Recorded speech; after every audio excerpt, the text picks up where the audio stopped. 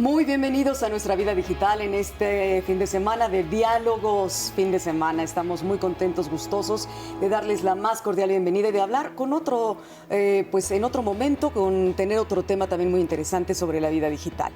¿Cómo sería o cómo es que trabajamos la inteligencia humana a través de las máquinas? ¿Cómo es que el pensamiento humano, la forma de razonar, la forma de resolver problemas se va trasladando a las máquinas? Y también, pues es un término, la inteligencia artificial es un término que se viene trabajando desde muchísimas décadas atrás, desde los años 50 podríamos decir, pero para ello y para aterrizar mejor el tema sobre la inteligencia artificial en cuanto a la creatividad, tenemos a nuestros invitados especialistas. Primero vamos a escuchar esta cápsula y después vamos a presentar a nuestros invitados. Adelante.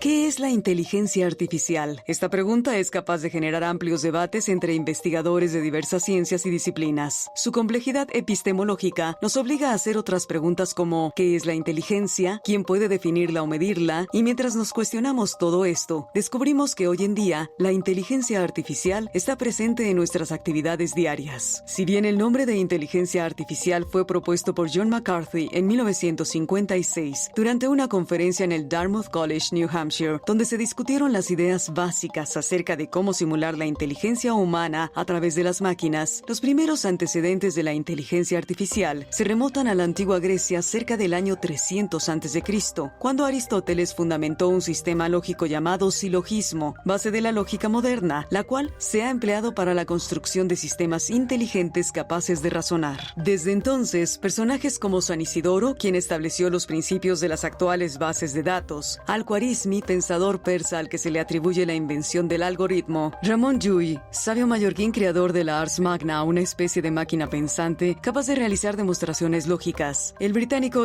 George Boole, desarrollador de la álgebra booleana, base de la aritmética computacional moderna y fundamento de la electrónica digital, el británico Auguste de Morgan, que creó un sistema de reglas de simplificación de problemas lógicos, Blaise Pascal, que perfeccionó la primera calculadora automática capaz de realizar operaciones como sumar o restar, Charles Babbage, diseñador de la máquina analítica, que puede ser considerada como la primera computadora programada para resolver problemas lógicos, aunque nunca fue construida, Warren McCulloch y Walter Potts, quienes propusieron un modelo de neurona de cerebro humano y animal como una representación simbólica de la actividad cerebral, y Norbert Wiener, fundador de la cibernética, que no solo trata del control automático de las máquinas como las computadoras, sino del estudio del cerebro y del sistema nervioso y de la relación entre los sistemas comunicación y control. Todos ellos se convirtieron en los predecesores de lo que hoy conocemos como inteligencia artificial. Sin embargo, cabe destacar la figura de Alan Turing, considerado el padre de la computación moderna, debido a la creación de la máquina electromecánica que logró desbloquear el código de los submarinos alemanes en el Atlántico, clave para la final de la Segunda Guerra Mundial.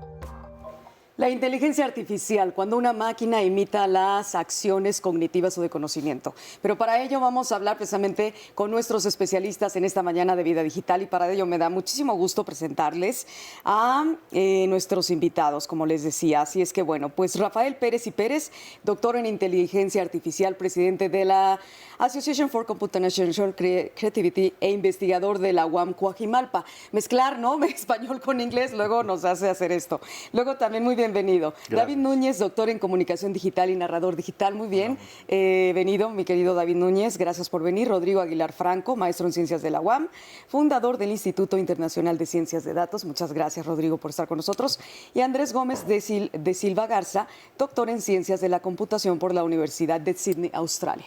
Muchas gracias y muy bienvenido también. Bueno, pues estamos hablando de la inteligencia artificial. ¿Qué les parece si comenzamos a definir primero qué es la inteligencia? ¿Quién gusta tomar la palabra? Señores, son ustedes muy caballerosos. Vamos contigo. Bueno, mira, es muy difícil dar una definición universal de qué es la inteligencia. Normalmente lo que se suele decir es que las personas, esa capacidad que tenemos para resolver problemas, para adaptarnos al nuevo ambiente, tiene que ver con nuestras características cognitivas que están relacionadas con inteligencia. Ajá. Entonces, yo la definiré un poco por ahí, aunque, insisto, no hay un término universal, ¿no? Claro. A mí me decía alguien, un profesor de la universidad, me decía, es tan fácil como decirte esto. La inteligencia es interligar. es saber acordarte de determinadas situaciones en la vida, como dices, de tu conocimiento, que vas teniendo aprendizajes en la vida y vas interligando una fecha con una situación, un nombre con una persona, con un lugar, ¿no? Entonces vas interligando situaciones. Y eso nos llevaría entonces, Rodrigo, a hablar de la inteligencia artificial, si es que ya lo de la inteligencia quedó más o menos aclarado o nos faltó algo. ¿Qué decimos? San Agustín decía, cuando le preguntaban sobre el tiempo, si me lo preguntan no lo sé, si no me lo preguntan sé perfectamente qué es y cómo definirlo. Normalmente la inteligencia era nuestro mayor valor como humanos, o sea, no teníamos ningún problema en el momento en el que había un coche que corría mucho más rápido que nosotros, como lo hacían los caballos, o una excavadora que era más fuerte, como los osos son más fuertes. Lo interesante es que hoy estamos creando herramientas que sean más inteligentes que nosotros, que era nuestro pináculo, digamos, ¿no? Entonces, ese es el problema. Y definir lo que es la inteligencia puede ser, por un lado, la inteligencia emocional, la inteligencia física, la inteligencia cognitiva, la inteligencia artística. O sea, hay varias inteligencias dentro de este mismo elemento, porque no podemos todavía entender perfectamente cómo es el cerebro, cómo está construido y, lo más importante de todo, cómo recrearlo o manipularlo. Muy bien. ¿Quién más quiere acotar al margen? Y no obstante todas estas definiciones de inteligencia, si nos remitimos al tema de que la inteligencia es la capacidad de resolver problemas y de interligar, ciertamente las computadoras que hemos desarrollado, como vimos en la cápsula, pues tienen la capacidad de hacer esos vínculos y además, en algunos casos, de hacerlo más rápidos y de hacerlo de forma más eficiente, ¿no? Ese es un ejemplo de inteligencia artificial, una máquina que resuelve problemas, o una computadora que resuelve problemas. Ese yo creo que es la definición más elemental que pudiéramos echar mano de inteligencia artificial. No obstante, es un debate que podría no acabar nunca, ¿no? Sería lo más sencillo, ¿no? Bueno, pues a ver, entonces... Como decía Rafael, es difícil dar una definición precisa y que todos estén de acuerdo con ella acerca de la inteligencia, pero dar ejemplos de características inteligentes es la forma en que se suele hacer para que se pueda transmitir el entendimiento de qué es la inteligencia.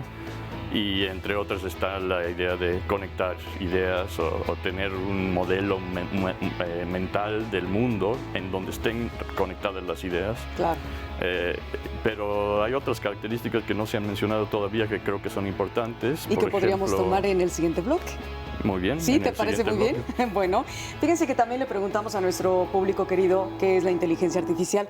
Hay que conocer también la otra parte, ¿no? ¿Qué es lo que nuestro público entiende por inteligencia artificial?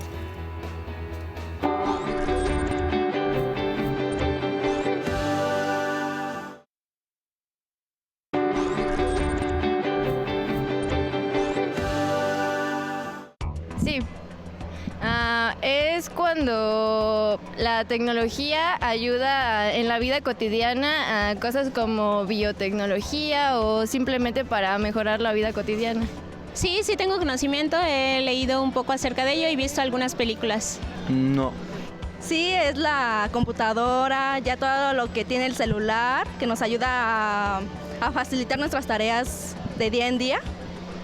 Pues bueno, lo que tengo como inteligencia artificial es estos asistentes personales como Siri o Cortana. Bueno, para mí son programas que están basados para ayudar específicamente en algo. Por ejemplo, en la localización o ayuda, por ejemplo, si te pierdes. Así, son más que nada enfocados.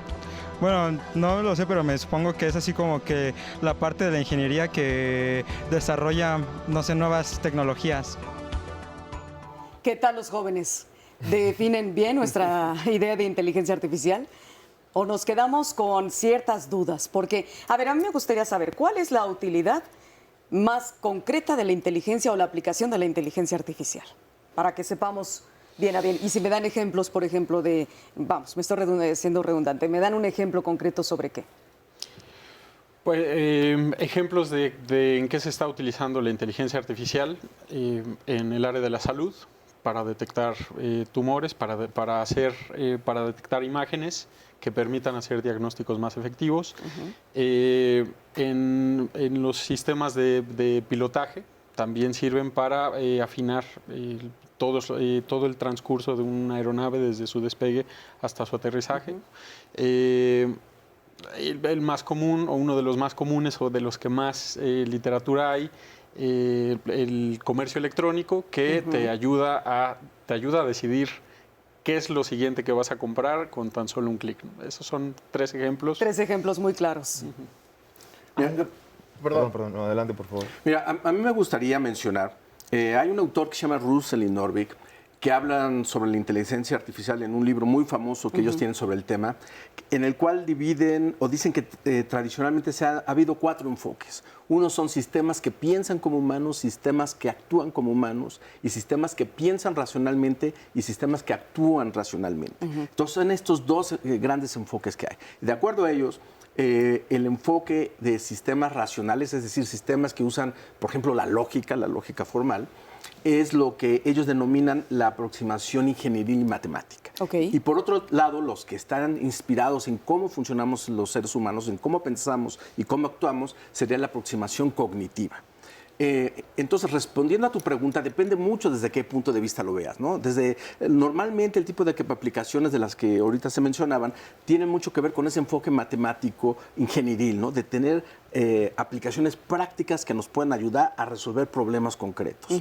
Por otro lado, yo me oriento más a tratar de representar los procesos mentales en los seres humanos a través de modelos computacionales. Entonces yo diría que hay una de las principales utilidades es conocer, contribuir mejor a entender cómo funcionan esos procesos, porque sabemos muy poco al respecto de ellos. Y en tu caso es sobre todo enfocado a la creatividad. Así es, mi área de especialización es la creatividad computacional, en particular la generación de narrativas y generación de composiciones visuales. Son las áreas que atiendo. Entonces, para mí es muy importante contribuir a entender cómo funcionan esos procesos, que son muy complejos. Claro. Querías hablar, ¿verdad? No, sí. Aprovechando lo que dice el doctor Pérez y Pérez, son estas 2 partes en las cuales nos estamos construyendo, desde la parte de la cibernética, desde la parte matemática, pero esta herramienta está empezando, eso es muy importante decirlo. O sea, normalmente cuando estamos hablando de inteligencia artificial, la gente piensa que estamos mucho más avanzados de lo que realmente estamos. Pero Andrew Ng, lo que nos muestran las películas, ¿no? Exactamente, normalmente, y tampoco la idea de Terminator es cierta, todo eso hay que quitarlo de la parte mental, porque se fue construyendo en el siglo pasado. Pero el creador de Coursera, y que fue director de Google, Andrew Ng, dice que la creación de la inteligencia artificial o la construcción de la inteligencia artificial va a ser mucho más importante en este siglo que el pasado fue la electricidad. Y pensemos todo lo que la electricidad nos dio y cómo nos transformó el mundo, ¿no? Desde dejar de tenerle miedo a la noche hasta la televisión y todo el mundo que nos rodea. Así es. Andrés, ¿algo que nos querías decir?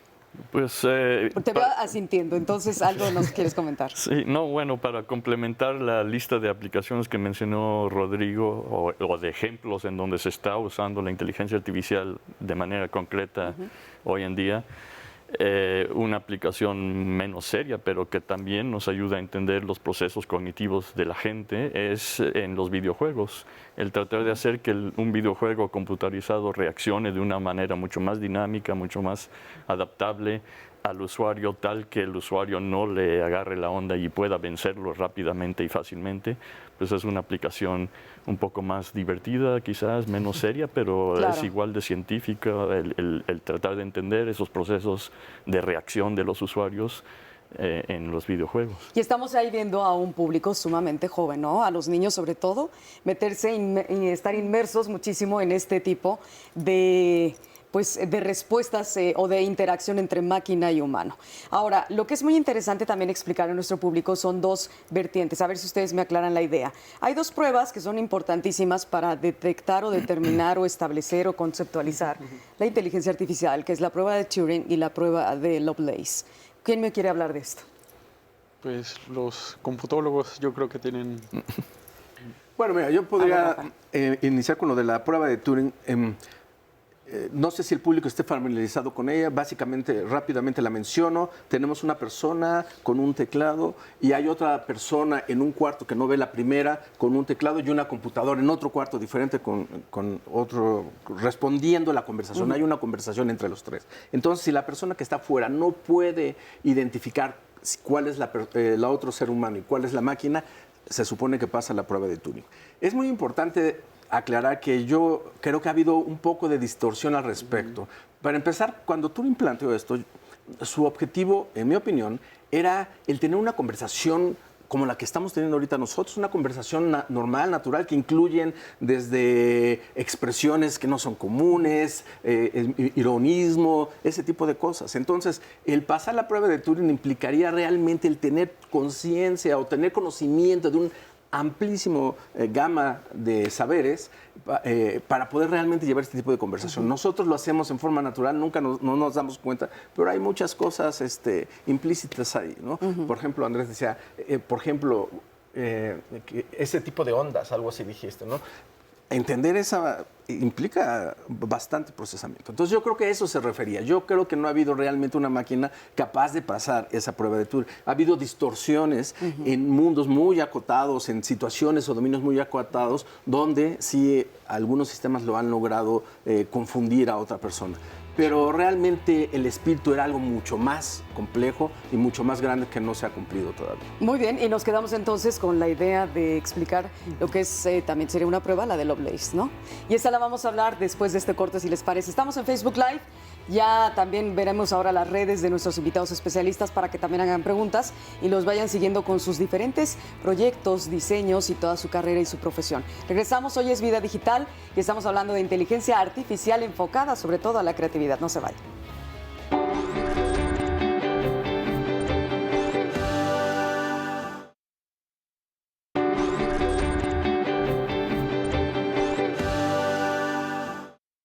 Bueno, pues vamos ahora a ver una entrevista que realizamos con Jorge Volpi debido a un evento muy importante que se llama Hackathon que ha realizado la UNAM y nos habló sobre esto y obviamente tiene que ver con la inteligencia artificial y la creatividad.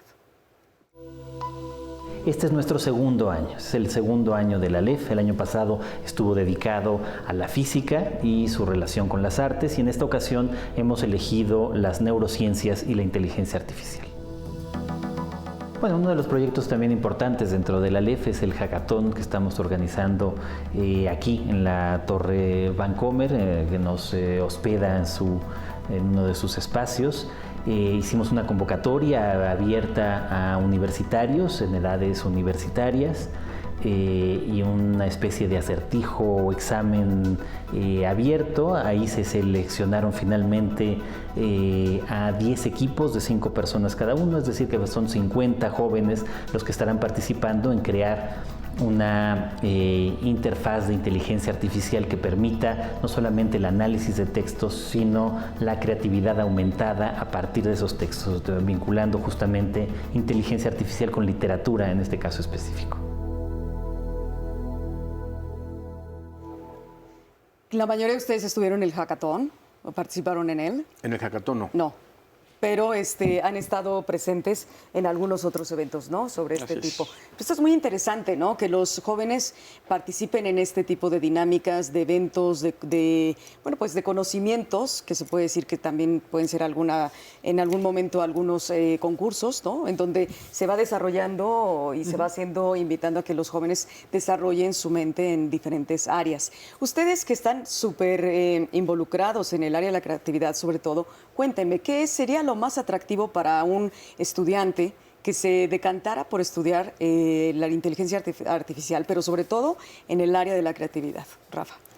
Bueno, tiene que ver con los gustos personales de cada uno de los estudiantes. Yo, por supuesto, promuevo mucho la generación de narrativas porque creo que es apasionante, es un área muy, muy compleja, por lo tal tiene un gran reto enfrente y todos escribimos, ¿no? Entonces a todos nos interesa estar por esa área, ¿no? Sí. Pero música, por ejemplo, también es muy popular entre los jóvenes, les gusta mucho. Yo tuve un estudiante en Ahuán, Coajimalpa, que desarrolló un sistema que componía canciones, tomando como base las canciones de los Beatles.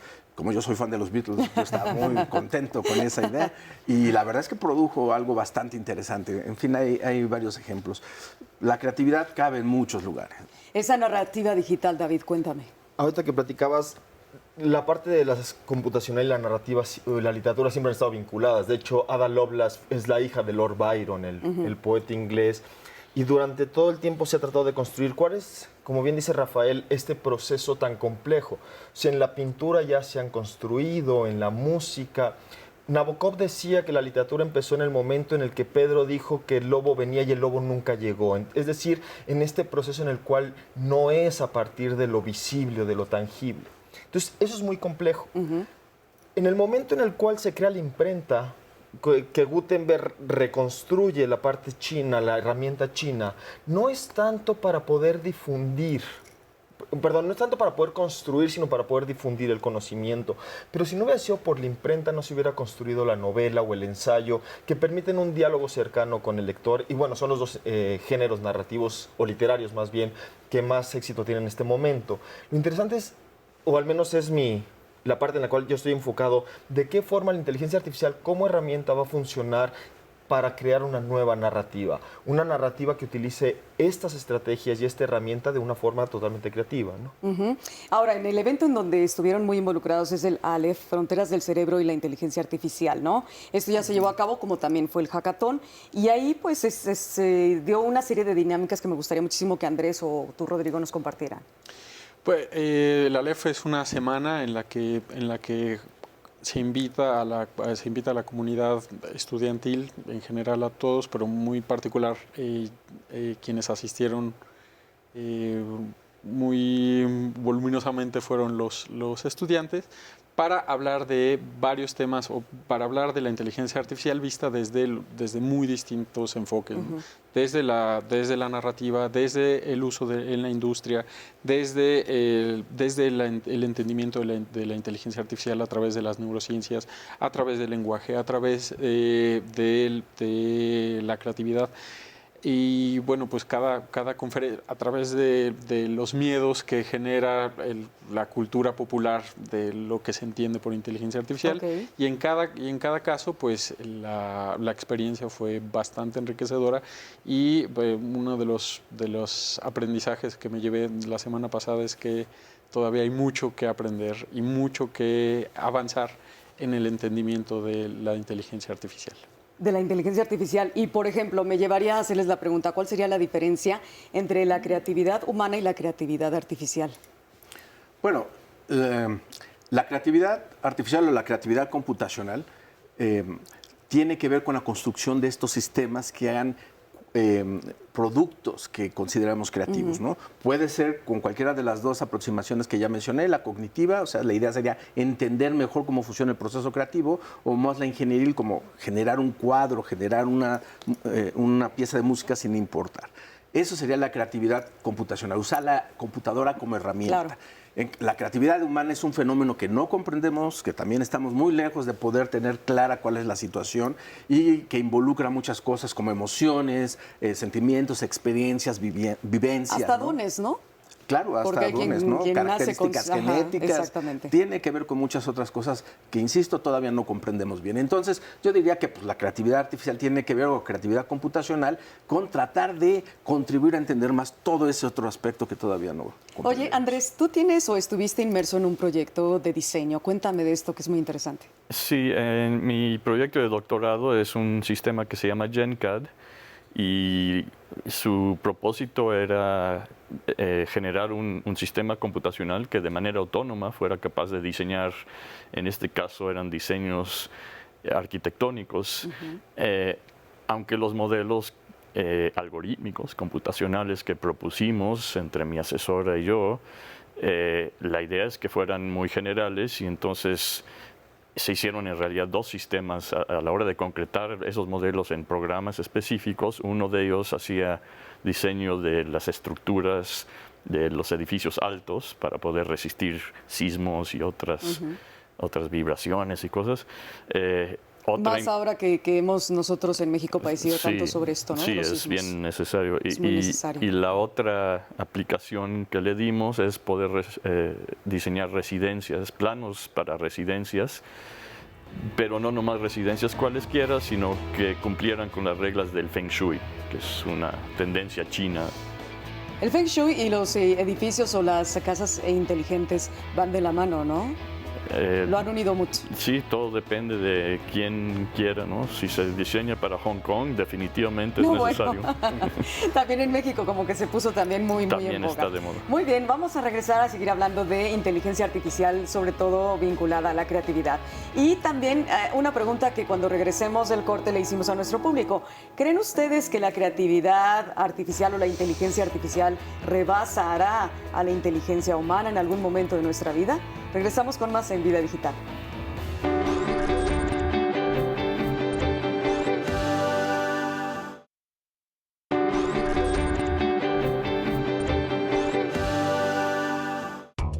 No, por el momento no. Tal vez en un futuro, cuando se generen más procesadores mucho más potentes, puede ser posible.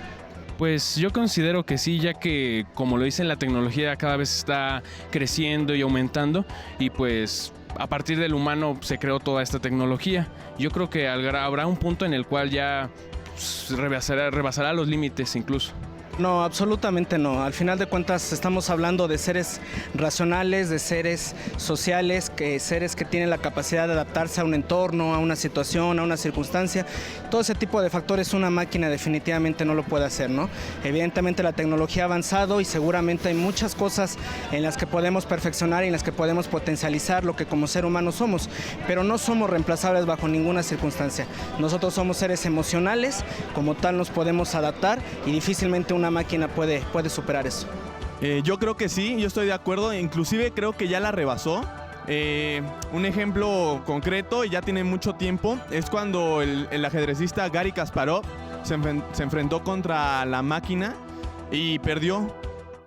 Bueno, ahí está, ¿no? También el enfrentamiento de estos ajedrecistas que de repente, pues, ante las máquinas salimos vencidos, no vencedores. Pero bueno, también es un tema interesante que nos comenten. Fíjense que me gustaría retomar un poquito lo que nos están escribiendo en Facebook Live. Y es el tema de una chica que se llama Erika Guadarrama. Ya se me fue ahorita la señal, pero decía, los talleres de inteligencia artificial para niños, ¿dónde, cuándo, en qué momento, a qué edad podríamos empezar a involucrar a nuestros hijos? ¿En qué edad? Para que comenzaran a aprender o a estudiar, o que los pudiéramos guiar en cuanto a la inteligencia artificial. Es más o menos lo que ella quiso decir. Yo creo que desde la primaria deberíamos ya empezar a tener conocimiento al respecto. ¿Primaria, ¿no? qué edad? ¿Desde los 6 años o nos vamos ya a los 8, 10? Yo diría que desde el inicio. Claro, habría que tener material adecuado al respecto, ¿no? Claro. Pero me parece que es muy importante. La revolución digital que estamos viviendo abarca todas las áreas a nuestro alrededor, y es muy importante que la gente entienda desde pequeños realmente cuál es la esencia de lo que estamos hablando, para evitar esas confusiones con todas las películas que nos llevan a pensar cosas que no tienen nada que ver con la realidad. Entonces yo diría que desde la primaria, desde el principio, con material adecuado, debería hacerse este estudio. Deberíamos tener como una materia ya fija para nuestros hijos de computación, en cuanto, bueno, tienen ya la computación, pero todavía más perfilada. En China ya es una materia obligatoria en la preparatoria la inteligencia artificial como tal, porque ellos saben que si encuentran o la construyen, automáticamente van a ganar esta carrera que ahorita tienen, ¿no? Entre primero, segundo y tercer mundo, como le llaman. Entonces, es muy importante. Y cada vez hay programas y formas de vincularte para los niños chiquitos mucho más amables, que van poco a poco empezando. Entonces, comenzando con lo lúdico, ¿no, Andrés? Siempre por el juego atrapas a los niños y ahí ellos se encantarán. Y ya hay concursos de robótica, por ejemplo, en donde los niños de edad de primaria, y luego, claro, que hay también para niveles escolares mayores, tienen que hacer algo con un robot hecho de Legos o ese tipo de cosas. No son cosas muy complicadas, pero son una forma de empezar a empaparlos en este mundo y ponerlos a pensar en la inteligencia en general y todas estas cosas algo filosóficas que a veces se ven en las películas, pero que son parte de la revolución digital. Entonces, así es. ¿Cómo se genera el proceso creativo en la inteligencia artificial, Rodrigo? ¿Cómo se genera el proceso creativo en la inteligencia artificial? Pues como nosotros la programemos para hacerlo. Lo que quería platicar, quería hacer 2 anotaciones de lo que platicamos hace un momento. La primera es que en términos de si los niños deben aprender, pues claro, porque la inteligencia artificial es una herramienta. Así como fue una herramienta la escritura y así como durante un tiempo la escritura no estaba en manos de unos cuantos o de unos pocos. Y después se hizo popular porque es una herramienta de comunicación muy poderosa, pues la inteligencia artificial es una herramienta más que nosotros hemos ido desarrollando y hemos ido creando durante todas estas décadas. Entonces, ¿cómo se genera la creatividad? Pues de acorde a nuestro entendimiento de lo que nosotros podemos saber o pensar de cómo creamos, pues es lo que programamos para que las máquinas lo hagan, ¿no? Y luego que lo hagan un poco automático o las dejamos andar un poquito solas, pero siempre desde el punto de vista y desde el entendimiento nuestro de lo que es creatividad. Oigan, y esto del sondeo que estábamos hablando al inicio de este bloque, ya ven que la mayoría de los que contestaron decían que pues no, que primero el razonamiento jamás va a ser superado por la inteligencia artificial, pero las películas luego nos ponen otras historias. Ustedes como especialistas, con estos niveles tan altos con doctorados y maestrías en el área de la inteligencia artificial, ¿cuál es su punto de vista sobre este tema? Mira, primero yo quiero volver a recalcar que no comprendemos cómo funciona el cerebro. Por lo tanto, hoy en día es imposible el poder reproducir una inteligencia humana, porque no tenemos ese conocimiento, no lo sabemos. Ahora bien, quizá con el tiempo podamos comprender mucho más del cerebro y empezar a reproducirla. Sin embargo, yo no creo que las computadoras van a reemplazar al ser humano en lo más mínimo. Yo creo que lo que va a ocurrir, que es lo que ha pasado antes en la historia de la humanidad, es que cuando llegan nuevas tecnologías, nosotros empezamos a hacer otro tipo de actividades, ¿no? Otro tipo de trabajos diferentes a los que hacíamos. Incluso se nos van a ocurrir ideas de cosas que antes no se nos ocurrían porque este nuevo contexto nos empuja hacia allá. Entonces, no veo cómo la inteligencia artificial algún día lo reemplaza a los seres humanos, pero la verdad es que primero tendremos que entenderle y ya podremos contestar más acertadamente cuál va a ser el futuro. ¿Nos quieres decir algo, David? Sí, una de las cosas importantes es, estamos viviendo una época, dice Richard Tarnas, más interesante de la historia de la humanidad. O sea, en los últimos 20 años han pasado más cosas que solo en el inicio de la modernidad, con Cristóbal Colón y Leonardo da Vinci, todo eso se habían construido. Y una de las preguntas que normalmente se hacen es esto, ¿no? O sea, ¿qué tanto va a sustituir al humano? ¿O qué tanto se ve equiparar al humano? Y de forma personal, lo que me parecería mucho más interesante es no crear una nueva inteligencia humana. Ya tenemos 7.400 millones de humanos para ello, sino ver cuáles son el otro tipo de pensamiento, el otro tipo de respuestas, de estructuras, para ver cómo se puede mejorar, a final de cuentas, la vida del planeta, no nada más la vida humana. Claro. Rodrigo decía hace rato la idea del cáncer, o sea, si se puede de esa forma entender el cáncer y librarnos de él, ese es un gran funcionamiento. Si podemos lograr, toda la gente tiene ahorita un celular en la mano y tienes dos posibilidades, comunicarte únicamente con la persona de al lado o tener toda la historia y toda la cultura de la humanidad en la mano y con eso puedes hacer todo. Nunca había sido tan democrática la historia, ¿no? Claro. Nunca había sido tan googleable, ni tan Wikipedia. Me gustaría nada más acotar aquí cómo estamos viendo los dos enfoques, ¿no? Lo que dice David tiene mucho que ver con el enfoque ingenieril. Yo sí creo que es muy importante usar la inteligencia artificial para comprender mejor cómo funcionamos y de esa manera nos ayudará a poder tener sistemas ingenieriles y matemáticos mucho más sólidos, ¿no? Pero bueno, al final es una constante ir y venir, ¿no? Claro, hay que saber mediar y hay que saber equilibrar la balanza, ¿verdad? Entre una y otra cosa. Vida Digital todos los sábados en Diálogos de Fin de Semana. Estamos en Facebook Live y estamos hablando de la inteligencia artificial enfocada a la creatividad en esta mañana. No se vayan.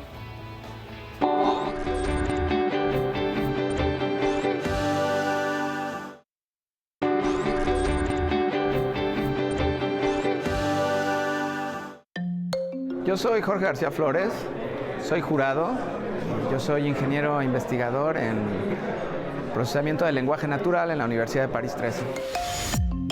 La inteligencia artificial era una disciplina que estaba ahí un poco empolvada y de pronto avances recientes en el aprendizaje automático la revivieron y le dieron un impulso enorme. Por el cual, bueno, no sé, Facebook es capaz de reconocer imágenes, Google es capaz de más o menos saber por dónde van tus preferencias de compra a partir de tus correos, y sugerirte publicidad. Y al mismo tiempo también podemos detectar, por ejemplo, a partir de una imagen si hay un tumor canceroso o no con inteligencia artificial, gracias a estos métodos. Entonces, digamos que dentro de las ciencias computacionales, pues es un momento muy emocionante para esta disciplina, porque hay muchos problemas que se están resolviendo, hay muchos métodos nuevos y hay todavía muchos desafíos. Parte de esos desafíos es de los desafíos no resueltos es la generación de relato corto. No se ha logrado generar un relato corto con coherencia, con hilo narrativo, aceptable para un humano. Que un poco ese es el reto de la inteligencia artificial, imitar el razonamiento humano hasta que sea indistinguible. Ese es el sueño de Alan Turing. Bueno, después de haber visto y escuchado la entrevista a Jorge García, tienes algo que comentar, ¿verdad, Rafa? Porque él dice que no se ha creado, no se ha generado tal vez un proyecto, pero tú tienes algo muy interesante que se llama Mexica. Sí, primero quisiera simplemente comentar que la inteligencia artificial es un área mucho más grande que solo el aprendizaje de máquina. Es cierto que eso lo ha llevado a estar de moda porque hay muchas empresas muy importantes que se han dado cuenta que pueden hacer dinero con eso. Claro. Entonces lo han promovido mucho. Pero la inteligencia artificial, hay muchas técnicas diferentes, no solo el aprendizaje de máquina, con la cual se pueden hacer cosas muy interesantes. Yo quería acotar eso para que la gente tenga claro que es un campo muy, muy grande. Como por ejemplo Mexica, Como ¿no? por ejemplo Mexica. Mira, yo desarrollé un programa que se llama Mexica, el cual genera narrativas, pequeñas historias acerca de los mexicas. El programa está basado, como expliqué antes, en un modelo cognitivo. La idea de que el proceso creativo en los seres humanos tiene dos estados. Uno que se llama engagement, no he encontrado una buena traducción, el cual consiste en generar que te atrapas, lo podríamos decir. Exactamente. El estado donde te atrapas. Te atrapas, y el típico ejemplo es cuando soñamos despiertos, ¿no? Las ideas solo vienen. Y por otro lado, tenemos el estado de reflexión donde analizamos y evaluamos lo que hicimos y va a condicionar lo que vamos a generar en el próximo ciclo de engagement. Entonces es un continuo ir y venir. Con ese modelo yo hice este programa. Y hace poco, en diciembre, publiqué este libro de Mexica, 20 años, 20 historias, porque estamos celebrando los 20 años de la primera versión del programa Mexica. No está basado en aprendizaje de máquina, en machine learning, ni en ninguna de esas técnicas, sino en este modelo cognitivo que hablé. Y una de sus grandes características es la generación de pequeñas narrativas que son coherentes, novedosas e interesantes. ¿Esto lo encontramos, además del libro, en algún portal, en algún lugar, digitalmente hablando? Hay versión digital en internet, porque lo editó una editorial estadounidense que se llama Counterpart Press, que está en Denver, Colorado.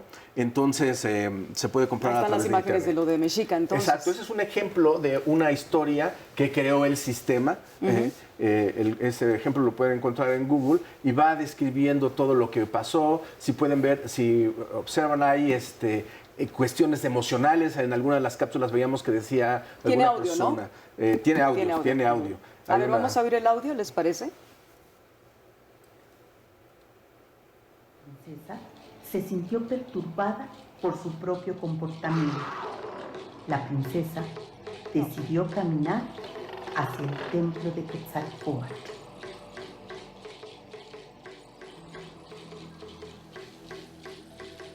No escuchamos, pero bueno.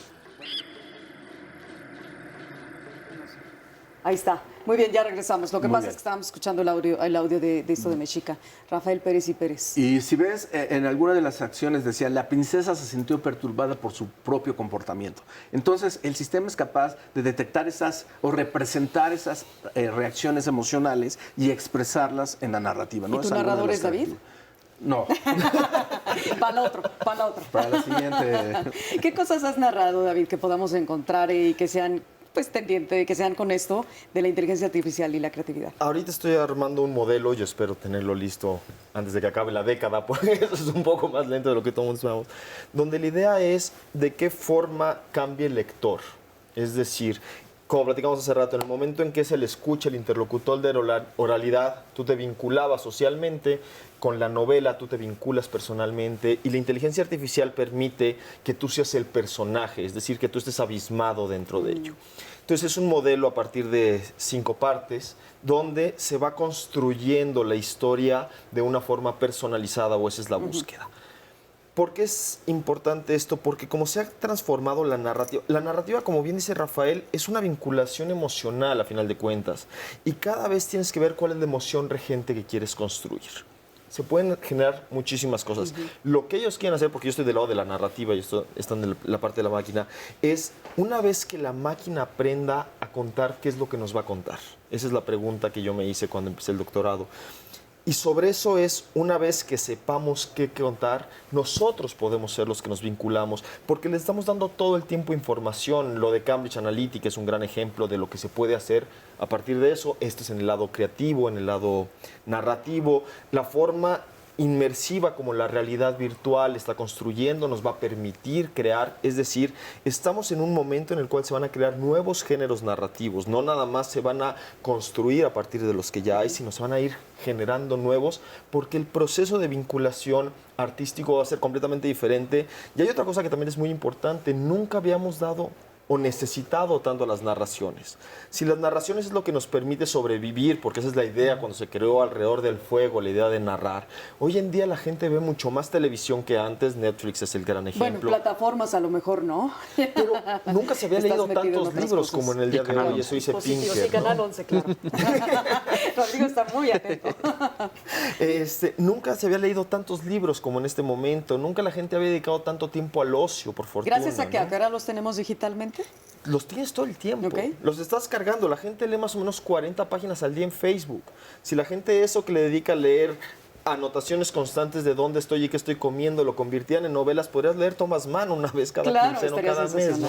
Entonces, todo esto se puede vincular, estas dos partes, la parte de la realidad y la parte de la narrativa, porque es una herramienta que permite abrir, contra lo que decía Humberto Eco, el discurso. Así es. Oigan, ¿en qué momento? Yo estaba leyendo algo muy importante también sobre la inteligencia artificial.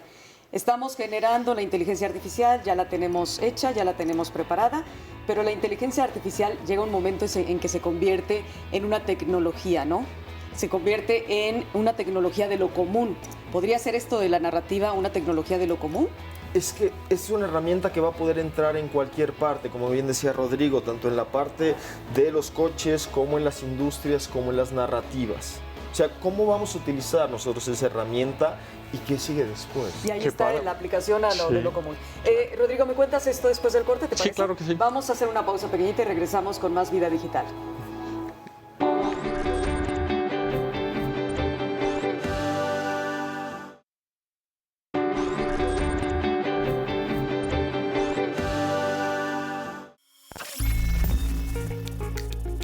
Inteligencia artificial, IA, campo de las ciencias de la computación que estudia el desarrollo de un comportamiento aparentemente inteligente en agentes o dispositivos que perciben su entorno y llevan a cabo acciones que maximizan sus oportunidades de éxito en la consecución de algún objetivo. Algoritmo, conjunto ordenado de operaciones sistemáticas que permite hacer un cálculo y hallar la solución de un tipo de problemas. En un contexto informático, se puede definir como una secuencia de instrucciones que representan un modelo de solución para determinado tipo de problemas, o como un conjunto de instrucciones que, realizadas en orden, conducen a obtener la solución de un problema. Procesamiento del lenguaje natural, software para entender la intención y las relaciones de las ideas dentro del lenguaje. Redes neuronales artificiales, algoritmos inspirados en la forma que el cerebro procesa la información a través de redes de ecuaciones matemáticas conectadas. Creatividad computacional es el estudio interdisciplinario del proceso creativo, empleando a la computadora como herramienta principal para la reflexión y la generación de nuevo conocimiento.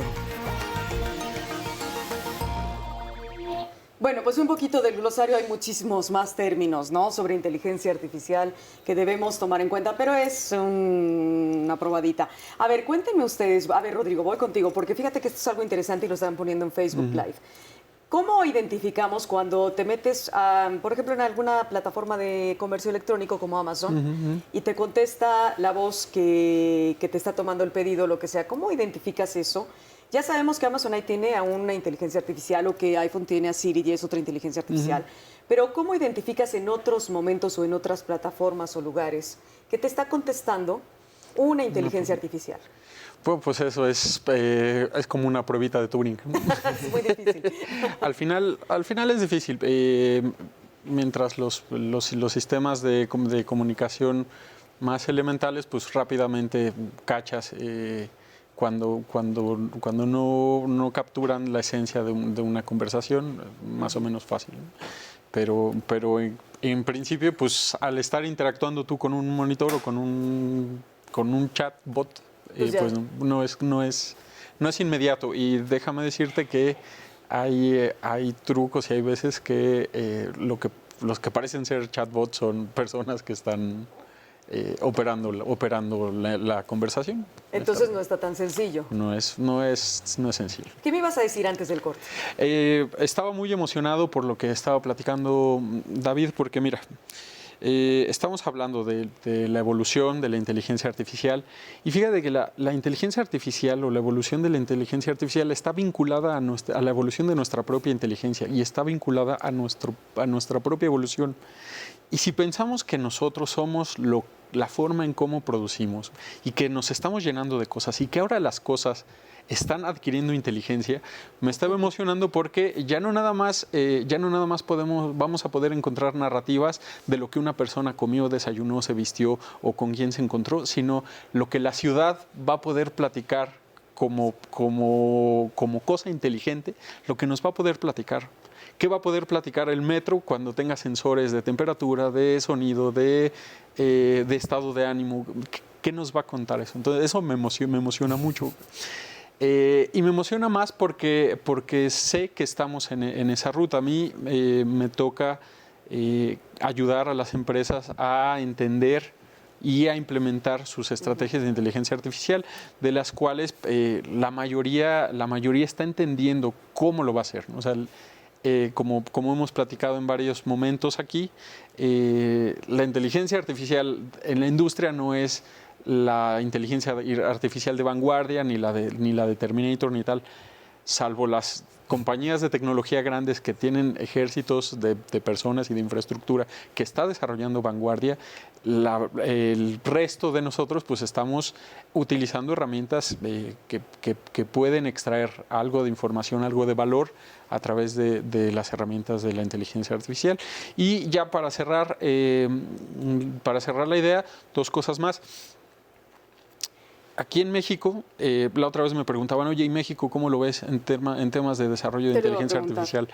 Y yo lo que digo es que aquí se hace mucho más de lo que se puede con los recursos que hay. No obstante, es mucho menos de lo que deberíamos estar haciendo. Porque, y con esto quiero concluir, el uso de esta herramienta de inteligencia artificial está habilitando dos mundos que también tenemos que empezar a entender cómo los vamos a conectar, y se han asomado aquí en varios momentos. O sea, por un lado, la inteligencia artificial ayuda a hiperpersonalizar las experiencias, los servicios y los productos. O sea, todo está concentrado en el consumidor, en el cliente, en el lector. Pero por otro lado, también la misma inteligencia artificial y las plataformas digitales habilitan la participación multitudinaria, colectiva e internacional en todo momento y en todo lugar. Y hay ejemplos, como por ejemplo este hackathon, como estos temas de resolver problemas colectivamente, pues se hacen en plataformas a nivel mundial y entre decenas de miles de personas y de robots y de inteligencias personales, todos resolviendo un mismo problema. Muy bien. Andrés, cuéntame, en conclusión, ¿cuál sería tu... En conclusión, como estoy rodeado de dos narradores o expertos en narrativa, quería dar algunos ejemplos de proyectos en los que he participado de creatividad computacional, pero que no tienen que ver con narrativa. Por ejemplo, les había mencionado el sistema GenCAD, que fue el sistema que hice para mi doctorado.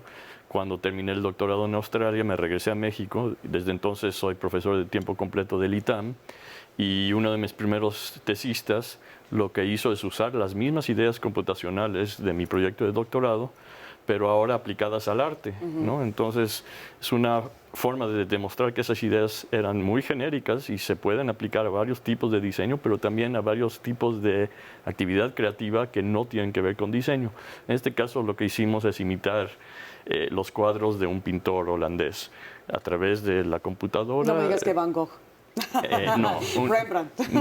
Más sencillo. Más sencillo. Las computadoras no son capaces todavía, o bueno, ya están empezando a ser capaces de imitar a Van Gogh y cosas así, pero no, hicimos Mondrian, que es un artista cuyos cuadros son muy geométricos y muy sencillos relativamente a los de Van Gogh. La tesista más reciente que se ha titulado hizo un sistema de generación de composiciones musicales, inspirándose en algún archivo que podía ser de diversos tipos, pero por ejemplo un archivo de tipo imagen. Lo que hacía su sistema es analizar los colores de la imagen y hay una serie de teorías psicológicas del color acerca de qué emociones transmiten los colores. Entonces, usando esas emociones, generaba una composición musical, porque también hay teorías de las emociones y las melodías. Y vas entonces con la creatividad en todos los ámbitos de las artes, exactamente, ¿no? Eso es increíble. A ver, David, cuéntame, ¿cuál sería tu conclusión sobre la inteligencia artificial y la creatividad? Estamos empezando, es un proceso espectacular. Ahorita que hablan de la parte de narrativa, digamos, nosotros también nos dedicamos a ver cómo van a cambiar otras narrativas, la televisión, el cine. Ahí tenemos un par de proyectos, pero como bien dijo Jorge García Flores, lo más complejo es la parte de la construcción de historias del lenguaje, que es lo que Rafael está trabajando en ello. Entonces, viene un momento espectacular en el cual todo van a ser descubrimientos, estamos en un momento de innovación en el sentido real de la palabra, y en el cual una de las cosas más importantes, y eso sí es importante para el público decirle, es cada vez es más fácil, más accesible, más barato construir historias, contar lo que estamos viviendo. Entonces es una muy buena época para crear y para entender. Cerramos contigo, Rafa, en 40 segunditos. Ojalá 40 minutos, pero nada más son 40 segundos. En las universidades de México sí vemos gente haciendo cosas de vanguardia a nivel mundial. Es muy importante que la gente esté informada al respecto de todo esto para que no la engañen. Hay un libro que se llama Creatividad Computacional que edité, en el cual las personas pueden acceder a él. Está en español. Y la idea es atraer el conocimiento a las personas. Déjense llevar, disfruten los cuentos de Mexica, por favor, en lugar de prejuiciarse al respecto. Bueno, es un tema vastísimo con el cual podríamos hacer muchos más programas. Así es que tendremos más inteligencia artificial enfocada en la creatividad. Gracias.